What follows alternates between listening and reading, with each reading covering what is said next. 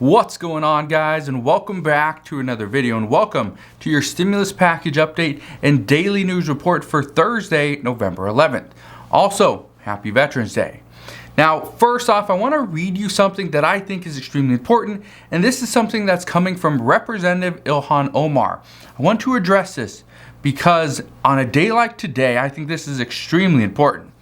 Ilhan Omar says, and I quote, "Today we honor our veterans for their sacrifice to our country. But it is not enough to thank them. We must act to end the injustices far too many veterans face. No veteran should go hungry. No veteran should sleep on the street. No veteran should go without the care they need." That was her statement today. Now, on a day like today, honestly, I think celebrating the sacrifices that veterans have made for us, honestly, especially over the years, there should be no reason why a veteran goes hungry. When somebody has fought for this country, fought for our freedom, to give us the luxuries that we have on any given day, the opportunities that we all have as well.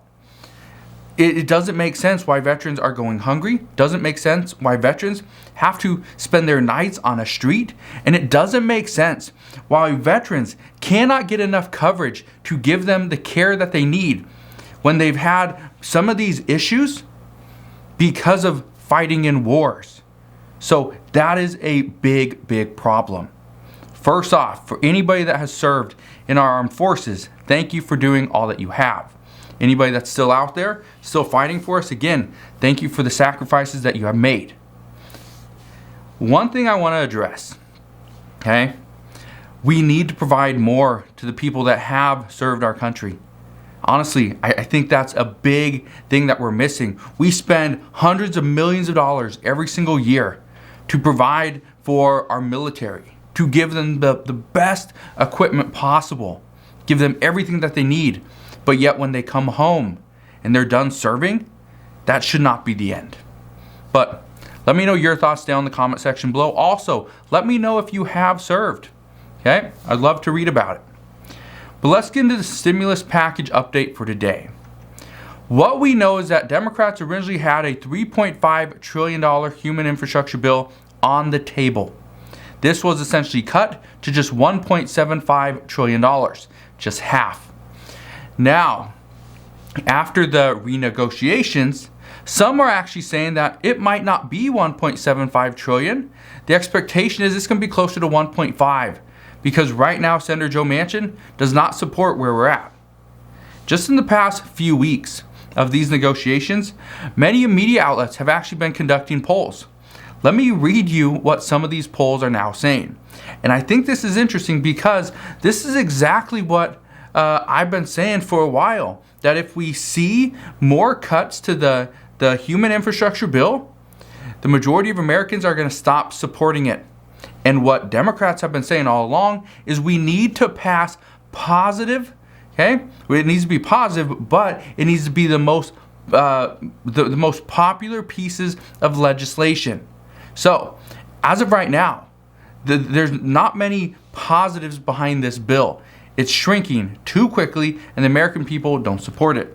As of right now, for this $1.75 trillion social spending bill, the approval of the bill has actually gone down.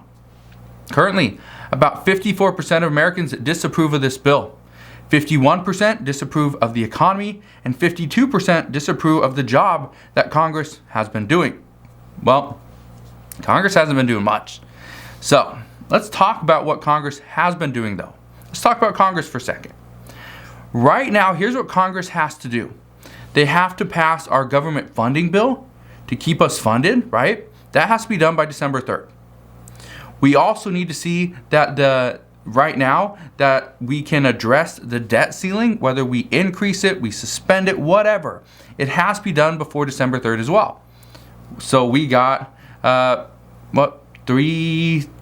weeks, something like that, about 3 weeks. We also need to work on the voting rights bill. This is something that Congress is trying to do.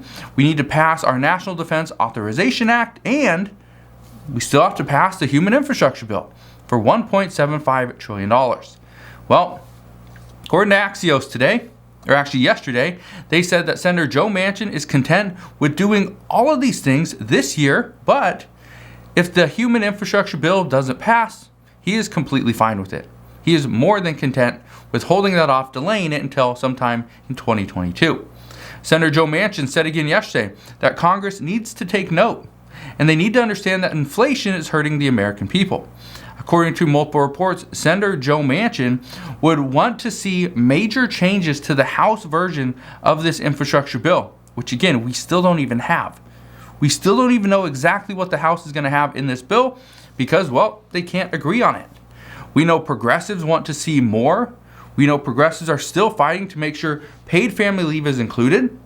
They want to make sure that Medicare is expanded. Right now, it just includes hearing, but according to the reports this past week, they're still pushing to get dental and vision included as well. So we'll see if this happens, but as of right now, there has not been much movement. We also know that right now, Senator Joe Manchin and the House moderates want to see the full CBO score before they decide to support the bill. Now, we did hear just the other day that from the progressive side, they are willing to wait, but they don't need to see the full CBO score. They just need to see the fiscal information, and that would satisfy them. That would be it. However, according to the Congressional Budget Office and the director, they are saying that this could be a little while because some of the titles that are going to get scored, they're going to get scored, but there's other titles in this bill that have to be scored, but they have to include the other score first. So again, it comes down to, I don't think it's going to happen next week. The expectation is we're still going to have a vote next week, but I don't see how this passes. So if we do not have the numbers, I don't see Nancy Pelosi putting this bill on the floor and asking for a vote. That's at least the expectation as of today. However, what I can tell you is this will most likely happen. We will most likely see a vote from the House, and it would happen sometime in November. Okay? But here's the problem.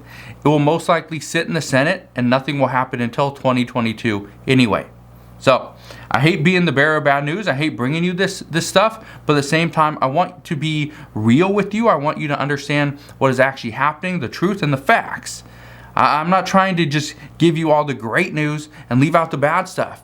Yes, that would be good, right? My videos would probably be more positive, but the problem is you'd only know half the information. So again, sorry if I bring you the bad news, but I want to bring you the facts. Also, Senator Joe Manchin, he's not the only one that currently is opposing this bill. There are multiple people that do oppose this bill as well. Speaker Nancy Pelosi, she was reportedly recently objecting to this bill as well because it included a billionaire tax. Even though the billionaire tax didn't actually make it into this bill as of yet, progressives are still pushing for this. We do know that Senator Bernie Sanders, AOC, Elizabeth Warren, right, they're pushing to see a billionaire tax. They want to see this included. Ron Wyden as well. However, here's what I can tell you. And what I think is very interesting is Senator Ron Wyden from Oregon, his son, actually pretty much bashed him and Democrats for trying to get this billionaire tax through. So I think that was very interesting that his own son was on him about this.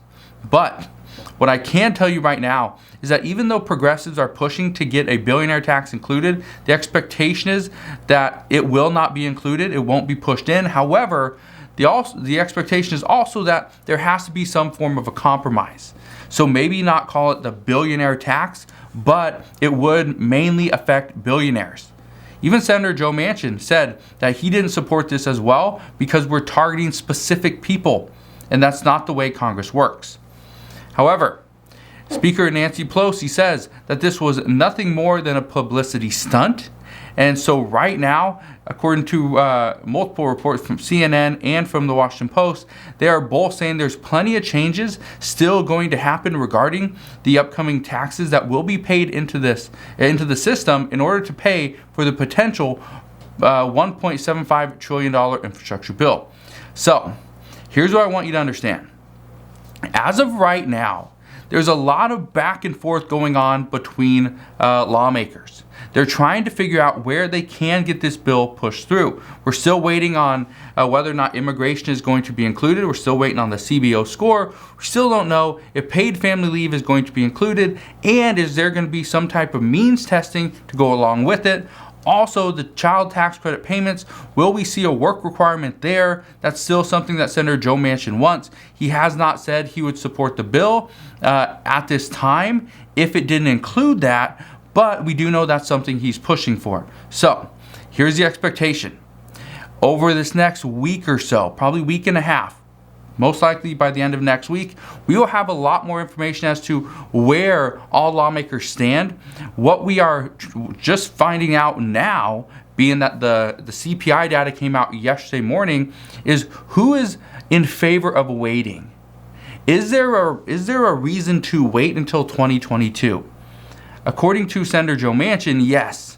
The reason for waiting, and it's not just wait till 2022, it's wait and see. Are we actually seeing inflation, or is this truly transitory? Right now, the Federal Reserve Chairman Jerome Powell says it's transitory, but others say no, it is not. So, while we're talking about Federal Reserve Chairman Jerome Powell, let's dive into him a little bit deeper. Here's what I can tell you. President Biden is being pushed by many progressives to get rid of Jerome Powell and replace him with somebody else. That's what progressives want. Democrats worry that replacing Federal Reserve Chairman Jerome Powell right now would actually send the stock market into a frenzy, which I believe it would. Honestly, if he was replaced, and the reason for replacing him is because we're seeing inflation at record numbers, the only thing that would happen if somebody else comes in, it's either they leave it, which why would the new chairman leave it and do exactly what Federal Reserve Chairman Jerome Powell was doing? But on the flip side, what the expectation is, they would raise interest rates, which would lower inflation, right? Because people aren't going to go buy as much stuff, right? It's a little bit more expensive to go and get loans, right? So by raising interest rates, it would bring down inflation. Well, here's the problem. By doing that, for one, it's going to hurt the stock market, okay? And we know this, right? Raising interest rates is going to hurt. But bringing somebody in right now and changing the course of where we've been on, this is going to be very difficult. It's going to be an interesting move. But some say that this might not be the best move. So we will see what happens. But as of right now, what we're hearing is that President Biden is open to just letting Federal Reserve Chairman Jerome Powell stay.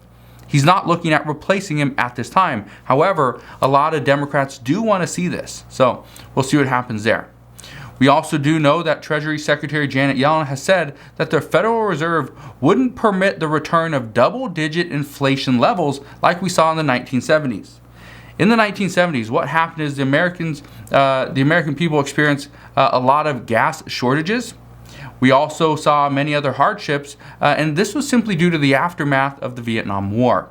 So, here's the expectation as of right now. The expectation is any month now, we are going to see the Federal Reserve begin to increase interest rates in order to slow down inflation. Okay? So, as this happens, as we get more information on this, I promise I will fill you in on all the latest news and updates. But as of right now, that's what we know. There's a lot of things that are going to change. How quickly they change, whether we see our leadership change, we don't know. So, as we know more, I promise I'll come back on and share more. I just want to thank you guys for watching. Hopefully you have a wonderful rest of your Thursday. Have an incredible Veterans Day as well. Let me know what you're doing. I told my son, I promised him that we would probably go to the cemetery. We'd go see all the flags, go thank some of the people that have fought for us. So, he's 8. He really wants to do that. And I thought, you know what, let's go do that. So that's probably one of the things that I will do today. But again, thank you guys for watching. Have a wonderful rest of your day. Consider subscribing, and I'll see you guys on the next one.